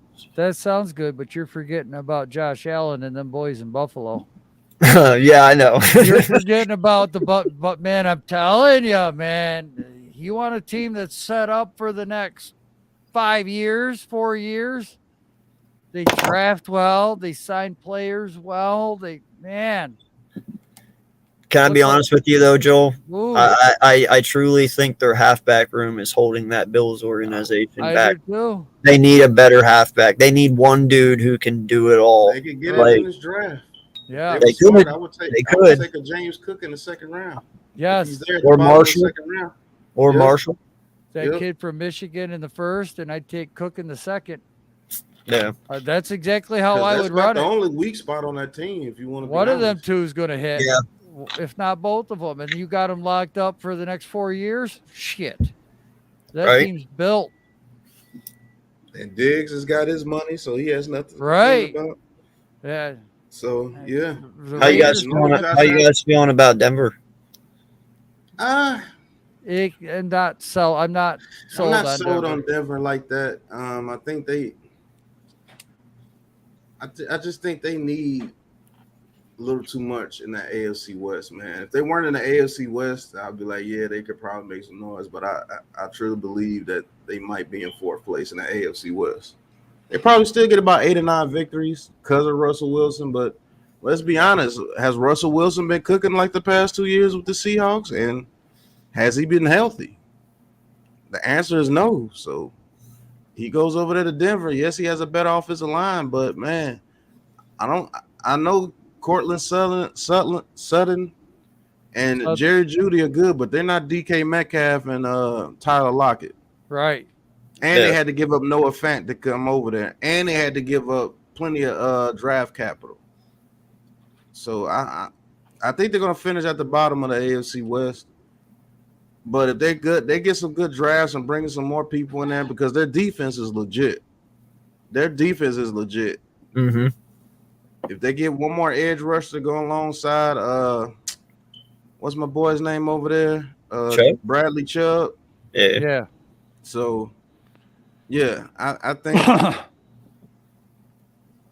Yeah, they're gonna need a couple of drives because they play in the AFC West. I see Birdman 951 says Denver beat the Giants with no Russell. We were the Giants last year, bro. Right, I was getting ready to say that. That's nothing to brag about, bro. You do know they had the Kansas City Chiefs, the Chargers, and the Raiders over there, and they all got better too. Right. Only real move that Denver did was get Russell Wilson. That was it, and they gave up the farm to get him. And you gave away Noah Fant, your best tight end. Yeah. Can Jerry Jeudy stay healthy? Can Cortland Sutton stay healthy? I know they got the Patrick guy over there. Tim Patrick? He's still over there. I mean, Dallas, what did they do when they got in the playoffs? When they play a good team, they get their ass whooped. And the Chiefs won the AFC Championship game, so you can't laugh at them either. I don't get where you're coming from, but okay. You think the Raiders didn't get better? You think look at the Chargers. The Chargers just got Khalil Mack, Joey Bosa, J.C. Jackson, Casey Hayward still over there. If James, I would not say that, bro. I would not say that. That would be one hell of a matchup right there. The Chargers versus the Raiders, bro. That would be a head-to-head storm. Like, look, didn't they go into double overtime last year at the end of the season? Chargers they went into overtime. And guess what? Herbert played one hell of a game because he threw some passes that were amazing in that game. And now he's got an amazing defense to go along with it. And he's got Allen. He's got Williams back. Like, dude, the Chargers are going to be nice. I'm not going to lie. And then they add Khalil Mack to that across from Joey Bosa. Right. If they don't stay healthy, it's going to be a problem over there. Oh, my God. It's going to be a serious problem over there if they stay healthy. Yeah. And you saying this Russell Wilson, like Russell Wilson has been putting up all-pro numbers the past 2 years. He's coming off 2 injury-riddled seasons. And he didn't win anything over there with Seattle when he was healthy. Bro, you saw what Derek Carr did in 2015 whenever he actually had people. He was an MVP caliber quarterback. Like, I'm not one to sit here and just say somebody's bad. I mean, you look at all the negative vibes that have went through the Raiders organization over the last couple of years with Gruden and AB and Ruggs. Dude, any other team would have lied down, man. These guys have kept going and just fighting. And I give them respect 100% because it's ridiculous. No team should have had to go through that many negatives in that such quick a time, but I'm not going to sit here and act like Derek Carr has had the best weapons around him either. I mean, he does have playmakers, but it's not enough to get him all the way. That defense wasn't completely built either. It's a different scenario now. We're not talking about Raiders last year and the year before. We're talking about now. And if they get that offensive line together and then get it to top 15. And they got 20. Bobby Wagner, too. Yeah, forgot about that. Bobby Wagner went to the Raiders? Yeah. I thought he went to the Rams. I thought he went to the Rams. Wagner went to the Rams. Oh. Well, then, Gio, you're wrong.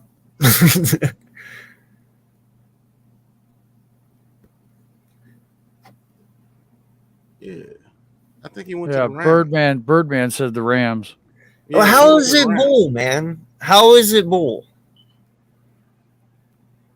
I mean, he had an MVP season with Derek or with Amari Cooper, and then they trade Amari Cooper away. They trade Khalil Mack away.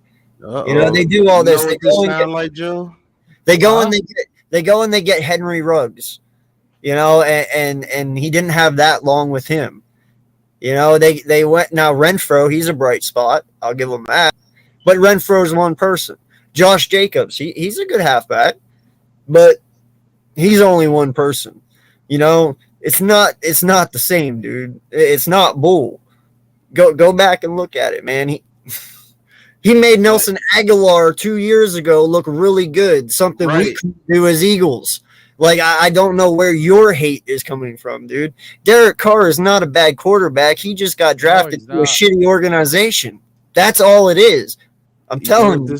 Look at Ryan Tannehill. Ryan Tannehill with the Dolphins, shitty organization, goes to Tennessee. balling out the last 2 fucking years. See, you got me cursing. Thanks a lot. No, dude, it's not always that, man. Didn't he just come off a very good season? Like, he just balled out this last season. He really did. Lost Henry Ruggs. He lost Zay Jones. He lost Waller. Only thing he really had out there was Hunter Renfrow, and they still ball. Oh, okay. I got you, Gio. My bad.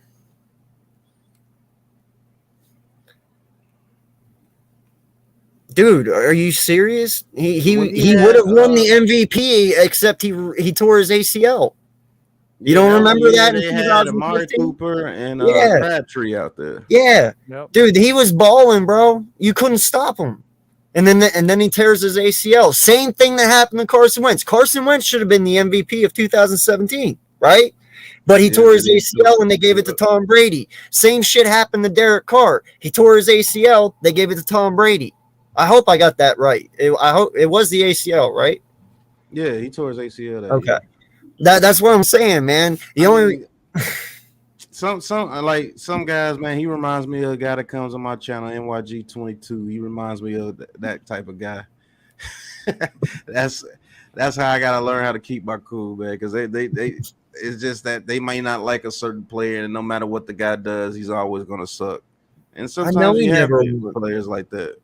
I said he was an MVP caliber quarterback that year. I know he didn't win. Then the only reason he didn't win was he got snubbed because he tore his ACL, the same way Carson Wentz got snubbed. Hey, but that's an excuse. That's an excuse. But on that note, AK, man, thanks for having me on. Pat's here now. Oh, man. I got a show I got to do here in 45 minutes, so I want to get some food, and appreciate you having me on. And great content as always. Great chat as always. You know, I appreciate you giving me a jingle. I fill in for my main guy down below me anytime, man. Yeah, man. Appreciate that. Man, I forgot that he was on East Coast time, man. It's okay. I think it's 7 o'clock my time. Yeah. But go Giants! Nah, man, it's really not worth going back and forth with it. According to him, Derek Carr's ass. So it is what it is, man. I know the guy's not ass, and he's not ass by a long shot. The dude has major talent. He has a very good arm. And I think they're gonna make some noise. You put Devontae Adams with any quarterback that's half decent, they're gonna make some noise. So hey, it is what it is. He says, get Galladay out of here. Don't want him on the Giants. I mean, after 1 year, hey, if we can find a good trade partner for him, I wouldn't mind pulling the trigger. But let's see what he could do under a good team. Just having a good coach. Let's see what they can do. Yeah. Because if you're a real Giants fan, you know that Jason Garrett system was complete ass. And it didn't help anybody. It actually hurt careers last year with that system. Well, and in all honesty, man, you know, that's why I've kind of washed my hands with Reagor, because he had 1 year with Doug. Yeah, he kind of missed 3 games due to an injury and stuff, you know, with his hand, I think. I forget, but, you know, but he didn't play well. And then he had 1 year under Nick. Now, granted, it was a new scheme, but, dude, that doesn't mean you still shouldn't be able to not be able to play football and catch a football, right? No, so it's catching passes. That's what you're supposed to do. Catch a pass when you're wide open. You can't drop pass, because if he caught that ball against us, we lose. Yep. I was like, holy crap. And listen, bro, I will not excuse Jalen Hurts' performance during that game. I won't. Oh, no. But you know what? The boy came out and he put 2 drives together when it mattered most. One, we fumbled the ball in the 50, if you remember, when we handed it off to the halfback. That was not on him. But he had a drive started there. Lost that momentum. We got the ball back. He drives all the way down again, and all we needed was Reagor to catch one ball. And I even said it because I was doing that live play-by-play.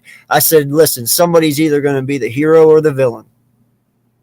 And we're about to find out. And guess what? I was hoping the hero, but we got a villain. Yep. But, yeah, I see you got a Knicks all day. What's going on, bro? Thank you for tuning in. I see he does not like Daniel Jones. He does not like Galladay. Darius Slayton was. Hey, he's one of your guys, man. Nowhere. So. Yeah. Galladay is not a number one receiver, and I could agree with you on that, Eagle Slayer. I don't believe he's a number one receiver. I don't.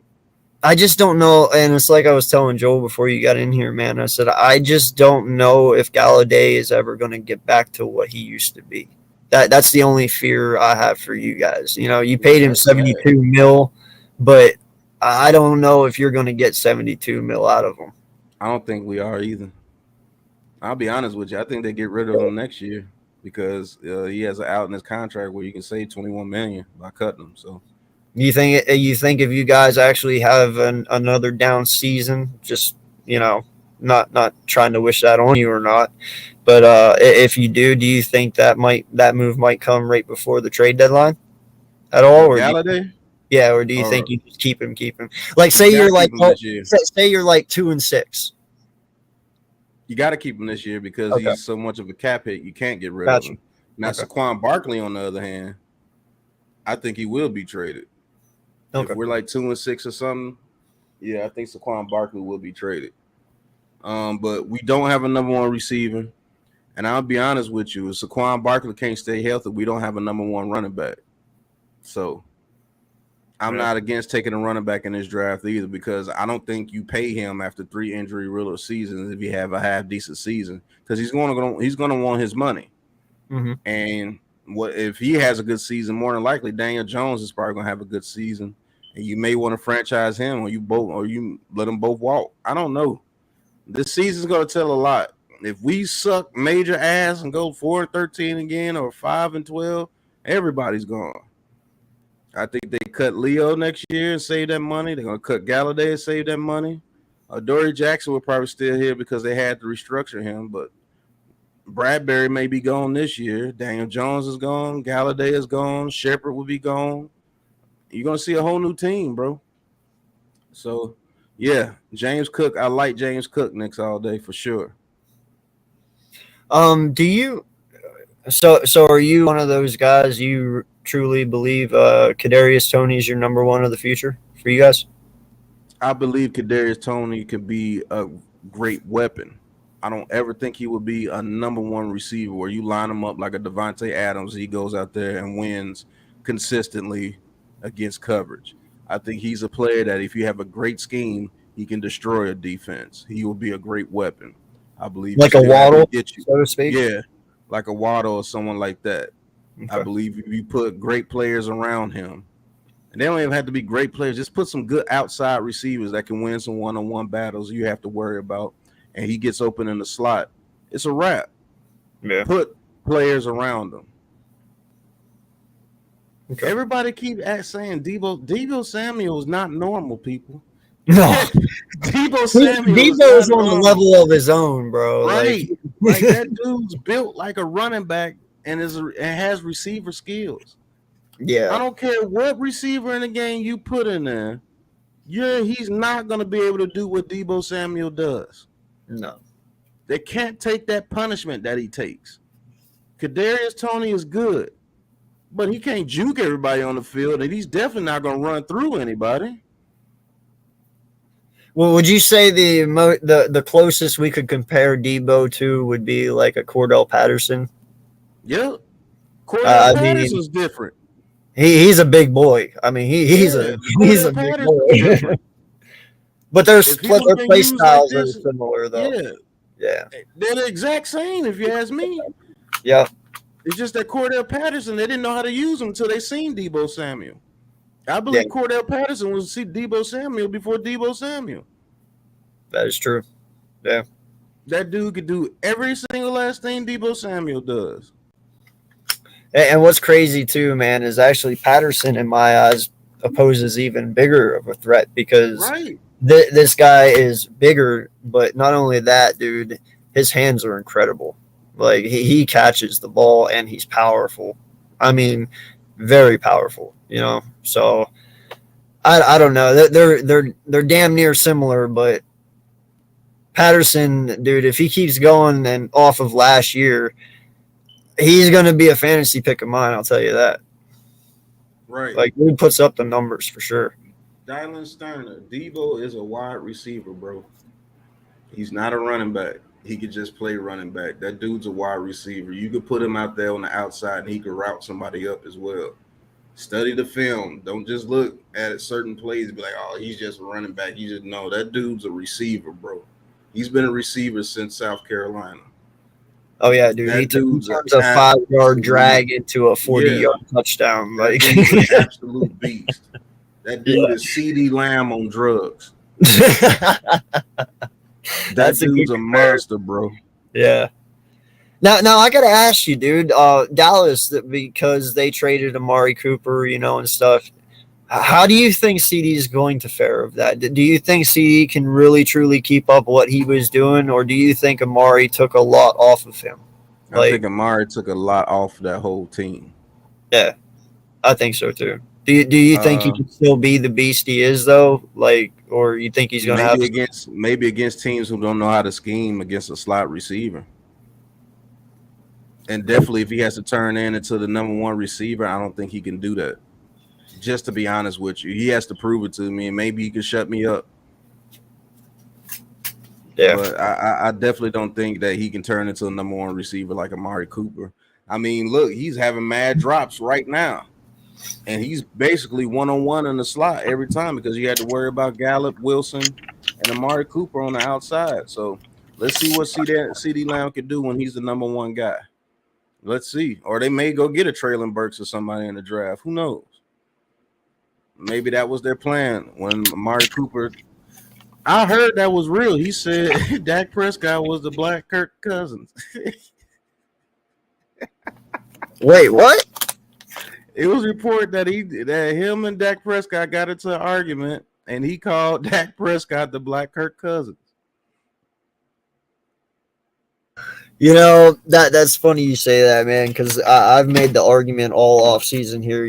When you look at a lot of people, sit there and say, well, Jalen Hurts, because of the playoff game that he had, like they're not sold on him yet, and as they should, 100%, whatever. But then you look at all these other quarterbacks that same week, and especially let's look at Dak, for instance. He had the same exact stats as Jalen Hurts.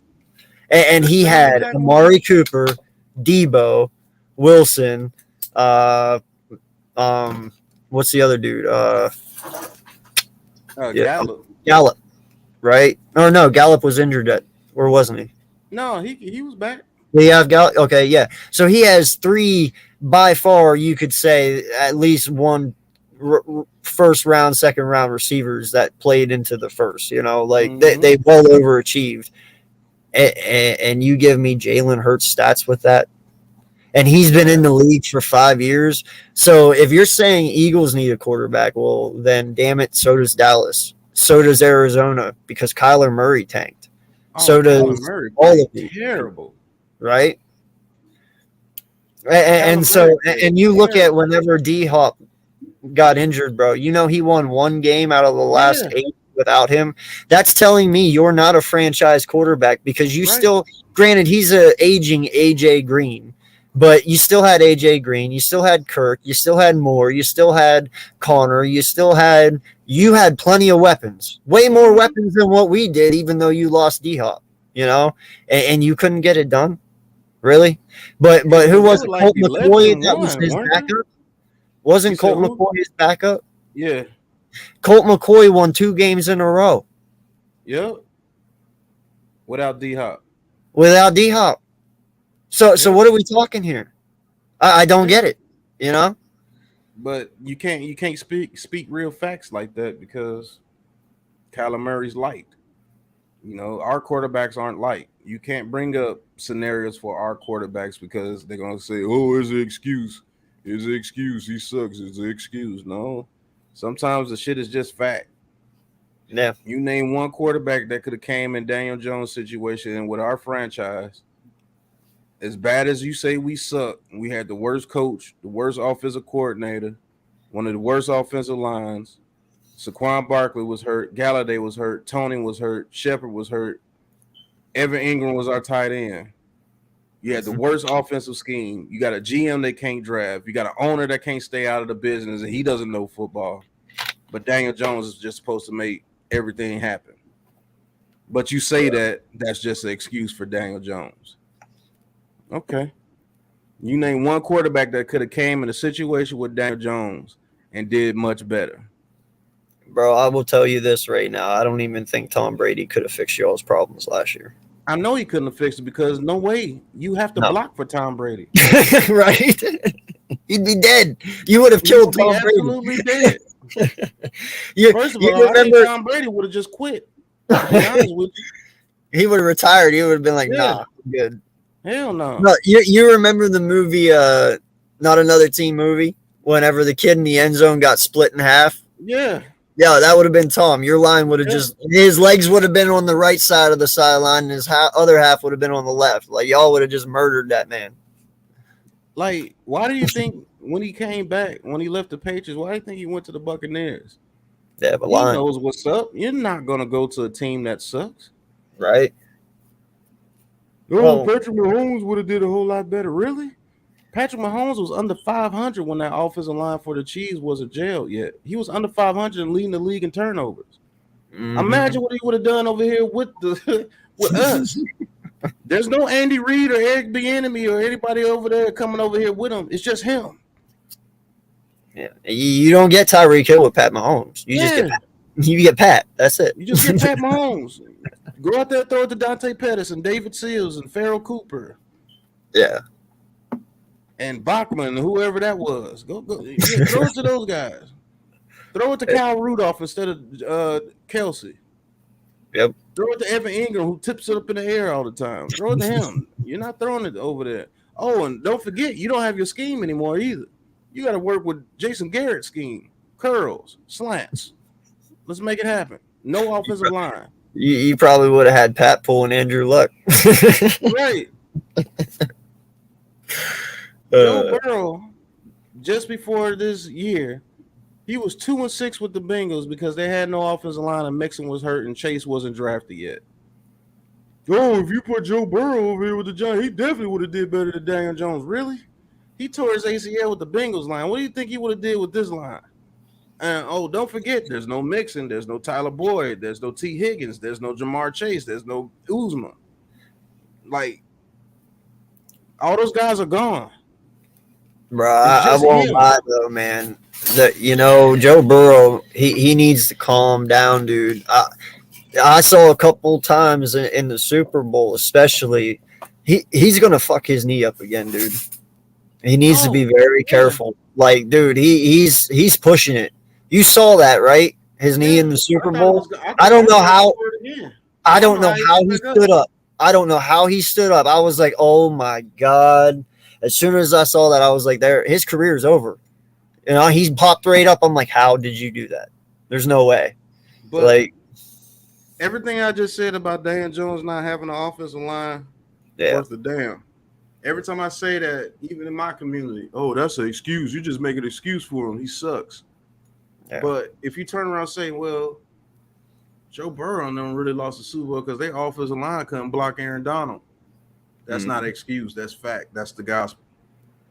Yep. And that's the stuff that I'm not going to say pisses me off, but makes me wonder, like, yeah, I think you just have an agenda. I just think you just don't like the kid. Right. Yeah. No, I admire him for everything he did this year, man, for everything. I mean, dude, that is the comeback season that any player would want. Tear your ACL and come back and get to the Super Bowl. Like, dude, props to you. And what, you're only 26? Yeah, and he had an organization around him that is competent, bro. Yeah.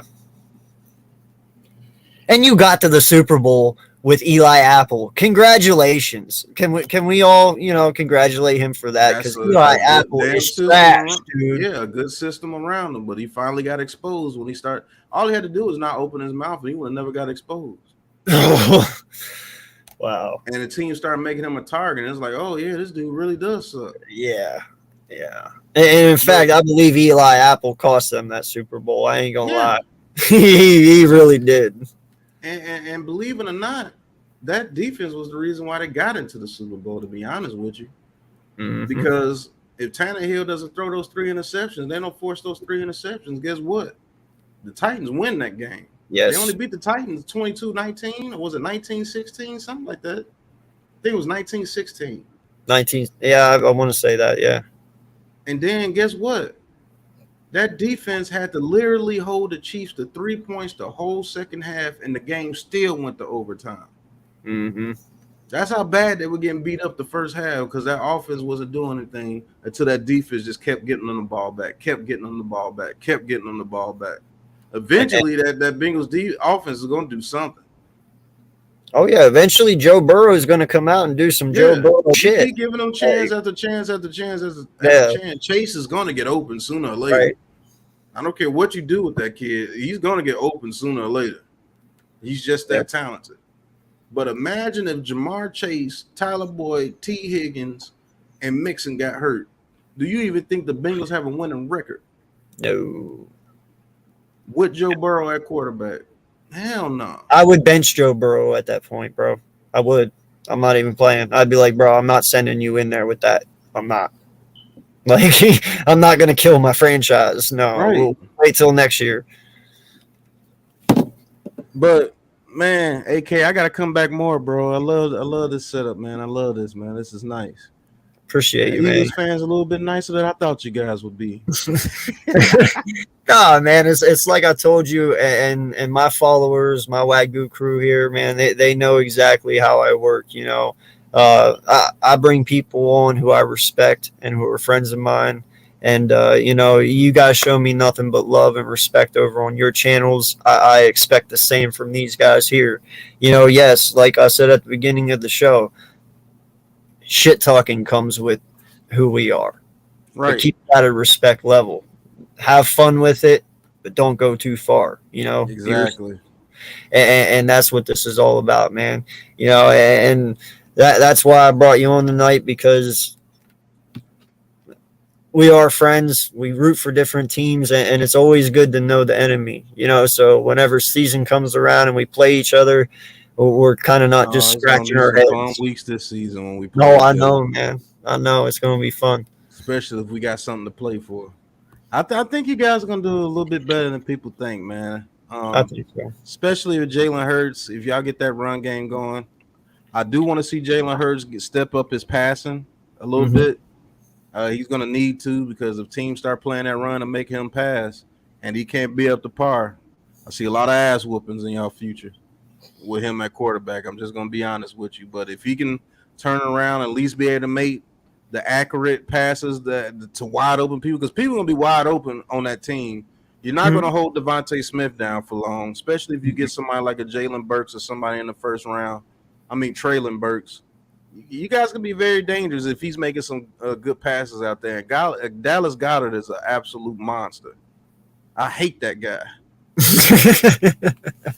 You know, that before we get out of here, though, man, I got to mention something about that, and I want to know if you notice it as an enemy.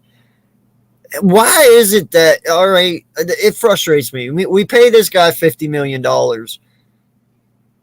I expect him to catch everything, but he is the most ass backwards tight end I've ever seen. He catches all the hard shit and drops all the easy shit.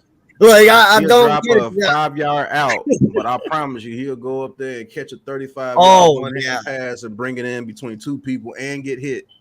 Yeah, that's the only reason why I don't bitch, man. That's why I don't bitch, because when he'll go up against two defenders and bring it in, I'm like, all right, 50 million's worth it. But then he drops the 5-yard pass. I'm like, what are you doing? Which stops a whole drive from y'all going and win the game. Right. I mean, sometimes you got to take the good with the bad, I guess. I don't know. Yeah. But that dude's a monster when he plays us. He kills us every single game. At least 100 yards. I can't stand him. But that dude, if he cleans that up, he'll be a top tight end in this league. And I'm not just saying top. I'm talking about top 3. Yeah, that dude's faster than you think. He's 6'8", 6'7", 6'7", or 6'8", something like that. Well, no, Dallas Goedert's only like 6'4", 6'5". The guy you're thinking of is our guy who's 6'7", almost 6'8", is Tyree Jackson, the quarterback. Oh, the former quarterback from Buffalo. Yeah, that's our 6'7" guy. But Goedert's only like 6'4".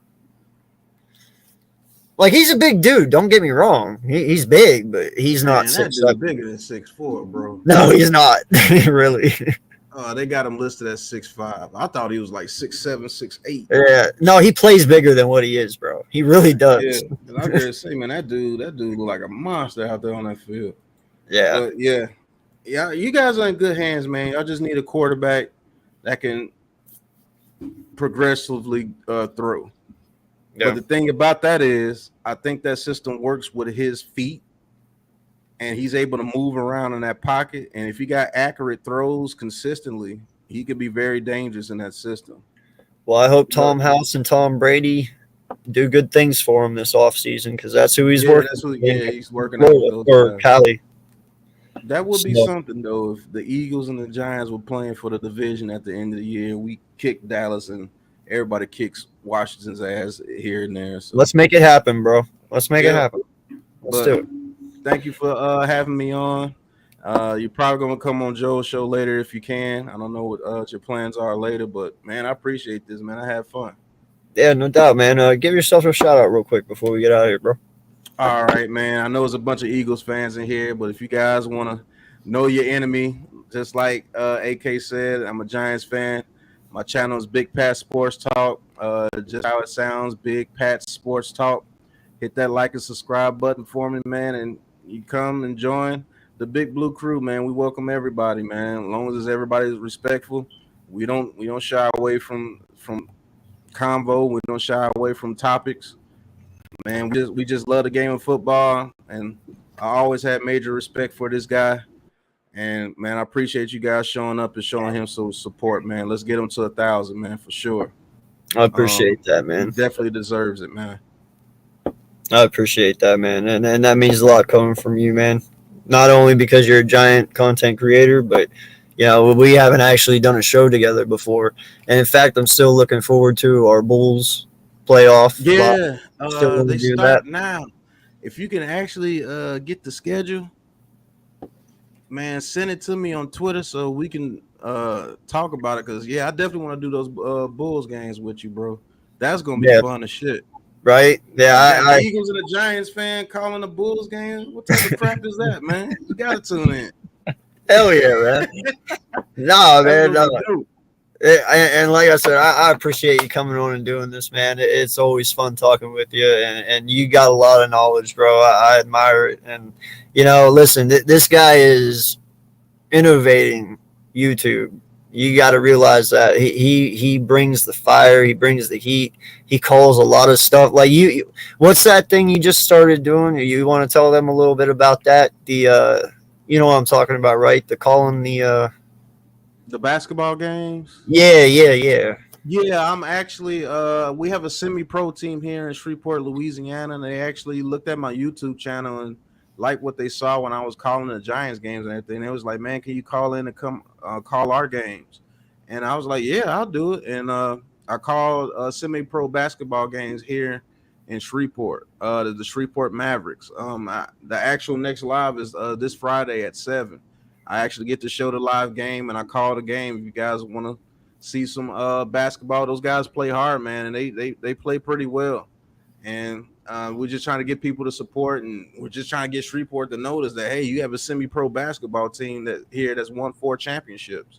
And I'm honored to be able to call those games, man. And it's been a blast. Yo, shout out to you, man. No lie. I couldn't think of a better person for them to choose. You work your ass off, dude, and no lie, you deserve it. So congratulations. Seriously. All right. Thank you.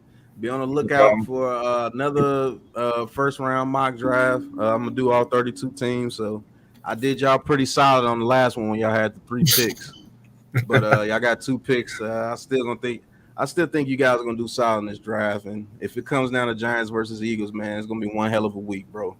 Yes, a lot sir. of shit talking, but respectfully. We'll meet up then again. I'll be back on during Giants week for sure. Oh, most definitely. So, all right, ladies and gentlemen, thank you so much for tuning in. Listen, we had a huge crowd tonight. Appreciate each and every one of you for stopping in. I'm not going to even go back through the list of names because we'll be here for another hour. Appreciate each and every one of you.